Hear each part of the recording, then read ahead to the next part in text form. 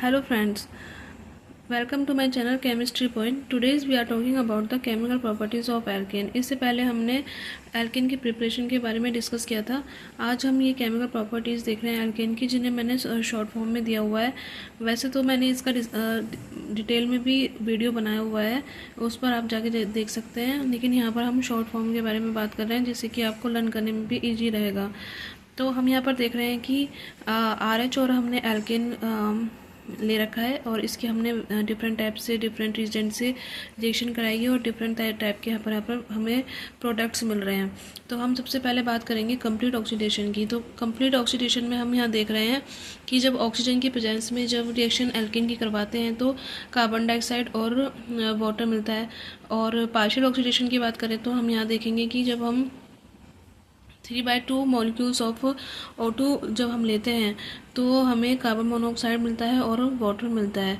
Then further हम देखें तो कॉपर की प्रेजेंस में and high temperature high pressure पर हम देखेंगे तो यहाँ पर ऑक्सीजन की प्रेजेंस में क्या होता है, यहाँ पर इसका कैटालाइटिक और कंट्रोल ऑक्सीडेशन होता है, जिससे कि हमें अल्कोहल मिलता है। तो हम यहाँ देखेंगे कि जो कंट्रोल ऑक्सीडेशन होता है उसमें कॉपर और हाई टेम्परेचर और हाई प्रेशर में तो हमें अल्कोहल मिलता है, और मोलिब्डेनम ऑक्साइड की प्रेजेंस में हमें एल्डिहाइड मिलता है, और कार्बोक्सिलिक मैंगनीज की प्रेजेंस में हमें यहाँ पर कार्बोक्सिलिक एसिड मिलता है। इस तरह से यहाँ पर ये कैटालाइटिक और कंट्रोल ऑक्सीडेशन होता है।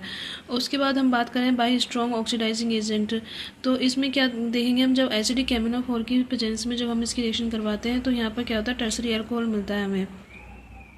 उसके बाद फर्दर हम जब रिएक्शन X2, यहाँ पर X2 का मतलब होता है हेलोजन। हेलोजन्स में कौन कौन आते हैं, जैसे कि फ्लोराइड, क्लोराइड, ब्रोमाइड, आयोडाइड, ये सब क्या होता है, इनकी प्रेजेंस में जब हम रिएक्शन करवाते हैं तो यहाँ पर फ्री रेडिकल सब्स्टिट्यूशन रिएक्शंस होती हैं, जिसकी प्रेजेंस में यहाँ पर एल्किल हैलाइड हमें मिलता है।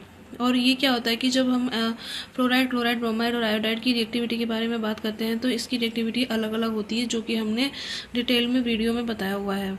उसके बाद हम बात करें नाइट्रेशन की, तो जब कंसनट्रेट HNO3 की प्रेजेंस में हम नाइट्रेशन करवाते हैं तो हमें क्या मिलता है, नाइट्रो एल्केन मिलता है।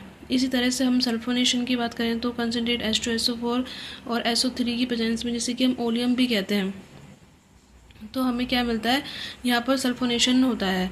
उसके बाद हम यहाँ देखते हैं कि जब सल्फर डाइऑक्साइड और क्लोरीन की प्रेजेंस में रिएक्शन करवाते हैं और लाइट, या हम कहते हैं कि यूवी विजिबल लाइट का हम यूज़ करते हैं, तो यहाँ पर हमें क्या मिलता है, एल्किल सल्फोनिल क्लोराइड मिलता है।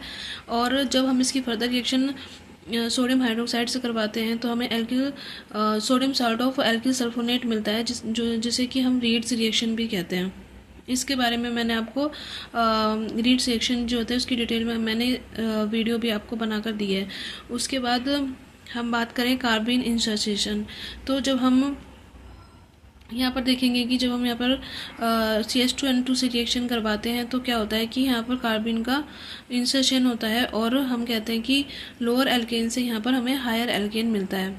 उसके बाद एरोमेटाइजेशन, तो जब हम देखते हैं क्रोमिक ऑक्साइड की प्रेजेंस में और एल्युमिनियम ऑक्साइड की प्रेजेंस में जब रिएक्शन करवाई जाती है तो बेंजीन मिलता है और हाइड्रोजन मिलता है। और जब रिएक्शन एल्युमिनियम क्लोराइड और कंसनट्रेट HCl की प्रेजेंस में करवाते हैं तो क्या होता है, आइसोमराइजेशन होता है, यानी कि अनब्रांच रिएक्शन जो होती है वो ब्रांच्ड में बन जाती है, यानी हमें चेन आइसोमराइजेशन यहाँ पर देखने को मिलता है। उसके बाद देखें हम हाई टेम्परेचर पर जब हम रिएक्शन करवाते हैं तो क्या होता है, यहाँ पर पायरोलाइसिस होता है, जिससे कि अलग अलग एल्केन से अलग अलग तरह के प्रोडक्ट्स बनते हैं। जैसे कि हम अगर मैथेन लेते हैं तो हमें सिर्फ कार्बन और हाइड्रोजन मिलेगा, और अगर हम एथेन लेते हैं तो हमें यहाँ पर एल्कीन मिलता है और मैथेन मिलता है।